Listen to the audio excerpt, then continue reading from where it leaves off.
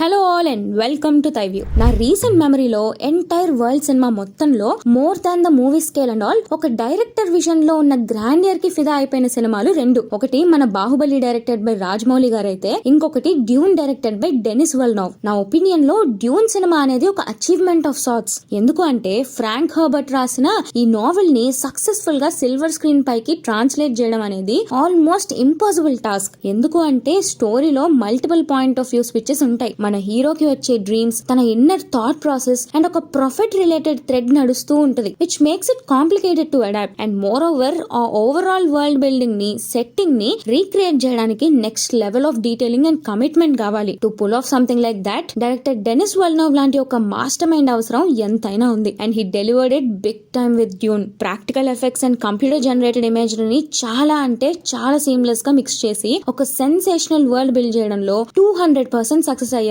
Director Denis. And ఇక్కడే he succeeded in bringing Dune to life. And తను తీసుకున్న ఇంకొక స్మార్ట్ డెసిషన్ ఏంటి అంటే ఈ స్టోరీని పార్ట్స్ గా బ్రేక్ చేయడం. పాస్ట్ లో legendary director David Lynch Dune తీయడంలో ఫెయిల్ అవడానికి prominent reason limited run time issue. But Denis చాలా తెలివిగా ఈ స్టోరీని పార్ట్స్ గా డివైడ్ చేశారు. సో క్యారెక్టర్ అండ్ ఆ వరల్డ్ యొక్క డీటెయిల్స్ ఎస్టాబ్లిష్ చేయడానికి ఇనఫ్ టైం దొరికింది, విచ్ హీ యూటిలైజ్డ్ బ్రిలియంట్లీ. ఇప్పుడు ఇంకో 1 week లో పార్ట్ 2 రిలీజ్ అవబోతుంది. ఈలోగా పార్ట్ 1 స్టోరీని ఒక రీక్యాప్ వేసేసుకుందాం. పాల్ అట్రెయిడీస్ అనే అతడు చాలా శక్తివంతుడు, గుణవంతుడు. అతడి విధి ప్రకారం అతను తన వంశాన్ని కాపాడుకోవాలంటే ఇతర గ్రహాలకు పయనం చేసి గొప్ప యుద్ధాల్లో విజయుడవ్వాలి. మరి పాల్ తలరాత అతన్ని ఎటు తీసుకెళ్ళింది? అతడి కథ ఏమైంది? తెలుసుకోవాలంటే ఇంకా ఎలాంటి సమయం వెచ్చించకుండా డ్యూన్ చిత్రం వివరాల్లోకి వెళ్ళిపోదాం.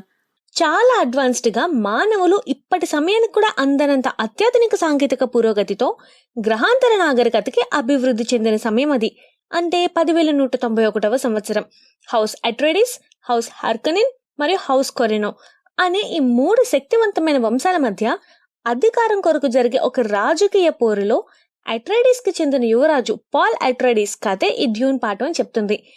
ఈ కథలో కొన్ని క్లిష్టమైన విషయాలను మనం ముందే తెలుసుకుంటే కథ అంతా సులువుగా అర్థమవుతుంది. నేను ఇప్పుడు అవే వివరిస్తాను, వినండి. మనం 3 హౌస్లను చెప్పుకున్నాం కదా. అందులో మొదటిది హౌస్ అట్రెయిడీస్. పాల్ మరియు లేటో వాళ్ళ వంశం ఇది. వీళ్ళు కెలడెన్ అనే సముద్రపు గ్రహాన్ని పరిపాలిస్తూ ఉంటారు. మెల్లగా ఈ వంశపు ఆదరణ పెరుగుతూ శక్తివంతంగా మారుతూ ఉంటారు. కాకపోతే వీళ్ళని ఒక శత్రువులా చూస్తుంటాడు కొరినా వంశానికి చెందిన ఎంపరర్. కొరినా వంశానికి చెందిన ప్రస్తుత ఎంపరర్ ఇంపీరియంలో ఉండే గ్రహాలన్నింటినీ పరిపాలిస్తుంటాడు. అట్రెయిడీస్ వంశాన్ని నాశనం చేయాలని హౌస్ హార్కనిన్ తో చేతులు కలిపి ఒక కుట్రకు కూడా పాల్పడతాడు ఎంపరర్. ఇంతకీ ఈ హౌస్ హార్కనిన్ ఏంటి అంటారా? చెప్తా. బారన్ వ్లాడిమిర్ హార్కనిన్ వంశస్థుడు. ఇతని అల్లుడు రాబిన్ కలిసి ఇరాకస్ అనే ఎడారి గ్రహాన్ని పరిపాలిస్తుంటారు.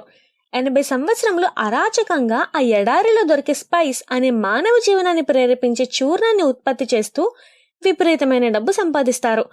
ఆ గ్రహంలోనే పుట్టి పెరిగిన ఫ్రెమెన్ అనే జాతి వాళ్ళని అన్యాయంగా హింసిస్తూ వాళ్ళని బానిసలుగా చేసుకుంటారు హార్కనిన్స్. సినిమాలో ఈ వంశాలతో పాటు సమూహాలు కూడా ఉంటాయి. అవి బెనీ జెసరెట్. ఇది ఒక ఆడవాళ్ల శ్రేణి.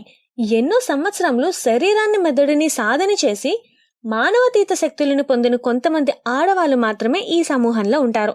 వీళ్ళ ముఖ్య ఉద్దేశం మానవ జాతిని వివేకం వైపు నడిపించాలి అని మాత్రమే. అది పొందడం కోసం వాళ్ళు ఎలాంటి పన్నాగాలైనా వేస్తారు. ఇందులో లేడీ జెసికా అనే ఆమె ఈ బెనీ జెసరెట్ ద్వారా శిక్షణ పొందిన ఉంపుడుగత్తె. నెక్స్ట్ ఫ్రెమిన్. బారన్ పరిపాలిస్తున్న ఇరాకస్ గ్రహం మీద ఫ్రెమిన్ జాతి వాళ్ళు ఉంటారు. చానీ స్టిల్గర్ అనే వ్యక్తులు ఫ్రెమిన్ జాతికి చెందిన వాళ్ళు. ఎన్నో సంవత్సరములుగా ఇరాకస్ లో బ్రతుకుతున్న వీళ్ళని హార్కనిన్ రాజ్యం వెళ్ళటం వల్ల హింసలకు గురయి తిరుగుబాటుదారులుగా మారుతారు. బెనీ జెసరెట్ వాళ్ళు ఫ్రెమిన్ ప్రజలలో ఒక మూఢనమ్మకాన్ని ప్రేరేపిస్తారు. ఆ మూఢనమ్మకం ప్రకారం క్విసాజ్ హడరెక్ అనే ఒక మహాపురుషుడు వీళ్ళ మధ్యకు వస్తాడని, అతడు ఫ్రెమిన్ జాతిని ఈ హార్కనిన్ రాక్షస రాజ్యం నుంచి విడిపిస్తాడని నమ్మేలా చేస్తారు. ఈ పాటికి డ్యూన్ పార్ట్ 1 చూసిన వాళ్ళకి ఒక మోస్తారుగా కథ అర్థమై ఉండాలిగా. సరే, ఇంకా ఆలస్యం చేయకుండా కథలోకి వెళ్దాం. లేడీ జెసికా మరియు డ్యూక్ లేటో అట్రెయిడీస్ కి పుట్టిన వాడే పాల్ అట్రెయిడీస్. ఒక మధ్య వయస్కుడు. అతడికి తరచుగా చానీ అనే అమ్మాయి కళ్ళలోకి వస్తూ వాళ్ళ ప్రజలు పడే బాధల్ని అతడికి చెప్తూ ఉంటుంది. కానీ పాల్కి అవేంటో అర్థం అవ్వవు. ఎందుకు కళ్ళలోకి వస్తున్నాయో తెలీదు. అలా కళ్ళ కన్న ప్రతిసారి వాళ్ళ అమ్మ జెసికాతో మాట్లాడుతుంటాడు, కానీ ఎవరికి ఎలాంటి సమాధానం దొరకదు. అలా ఒక రాత్రి కెలడన్ కి బెనీ జెసరెట్ బృందం వస్తారు. వాళ్ళ ఆదేశాలను ఉల్లంఘించి డ్యూక్ లేటోకి కొడుకునిచ్చినందుకు బెనీ జెసరెట్ నాయకురాలైన ఒక ఆమె జెసికాని మందలిస్తుంది. పాల్ని కఠోరంగా పరీక్షించిన తర్వాత అతడు ఫ్రెమిన్ జాతిని కాపాడటానికి వచ్చిన క్విసాచ్ హడరెక్ కాదు అని జెసికాతో బెనీ జెసరెట్ నాయకురాలు చెప్పేసి వెళ్ళిపోతుంది. మరోపక్క అట్రైడిస్ పతనానికి పన్నాగం వేసిన ఎంపరర్ కొరినో హెర్కనిన్ వాళ్ళని ఇరాకస్ ను వెంటనే ఖాళీ చేసి వెళ్ళిపోమని ఆదేశిస్తాడు. అంటే హెర్కనిన్ స్థానంలో అట్రైడిస్ వంశం ఇరాకస్ ను పరిపాలించాలనేది ఎంపరర్ ఆదేశం అన్నమాట. ఆ ఆదేశాన్ని అనుసరిస్తూ డ్యూక్ లేటో, పాల్, జెసికా తమ సైన్యం మరియు ఇతర అధికారులతో కలిసి ఇరాకస్ చేరుకుంటారు. హర్కనిన్ లాగా కాకుండా ఫ్రెమిన్ జాతి వాళ్ళతో చేతులు కలిపి ఒక మంచి రాజ్యాన్ని నెలకొల్పాలి అని లేటో అనుకుంటాడు. అందుకోసం డంకన్ ఐడాహో ఒక ఫ్రెమిన్ నాయకుడైన స్టిల్గర్ తో కలిసి చర్చించేందుకు ప్రయత్నం చేస్తాడు. డ్యూక్ లేటో మంచితనాన్ని గుర్తించినా కూడా అతని పైన నమ్మకం కుదరకపోవడంతో లేటో చెప్పిన మైత్రి కుదరదు అని చెప్పేసి స్టిల్గర్ వెళ్ళిపోతాడు. లేటో ఇంకా తదితరులు ఇలా రాజ్య పరిపాలన పనుల్లో మునిగి ఉంటారు. బ్యారెన్ ఇంకా రాబిన్ అట్రైడిస్ ని సంహరించాలంటే ఇదే సరైన సమయం అని చెప్పి ఎంపరర్ సైన్యమైన సర్డోకర్ సహాయంతో ఇరాకస్ లో ఉన్న అట్రైడిస్ సైన్యంపైకి ఒక రాత్రి మెరుపు దాడి చేస్తారు. ఆ దాడిలో పాల్, జెసికా మాత్రమే తప్పించుకుంటారు. పాల్ కి గురువు అలాగే అతడికి మంచి సన్నిహితుడైన డంకన్ ఐడాహో కూడా ఈ దాడిలో తప్పించుకుంటాడు. దాడి అనంతరం ఇరాకస్ చేరుకున్న బ్యారన్ వ్లాడ్మిర్ ఇదంతా ఎంపరర్ సహాయంతో నేనే కుట్ర పన్నాను అని డ్యూక్ లేటోతో చెప్తాడు.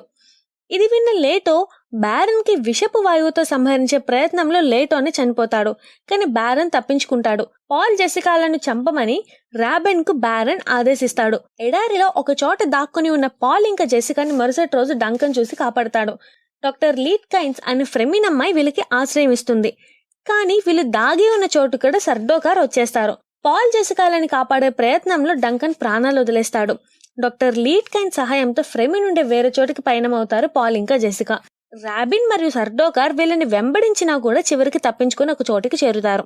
పాల్, జెసికా పయనాన్ని ముందు నుంచే గమనిస్తూ వచ్చిన నాయకుడు స్టిల్గర్, చానీ ఇంకొంతమంది ఫ్రెమిన్ వాళ్ళని ఎదుర్కొని చంపేసి వాళ్ళ దగ్గరుండే నీళ్ళని దొంగలించాలని అనుకుంటారు.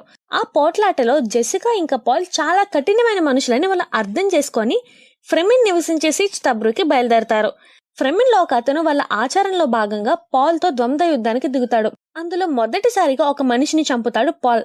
దీంతో పాల్ పైన గౌరవం కూడా ఏర్పడుతుంది అక్కడ ఫ్రెమిన్ కి.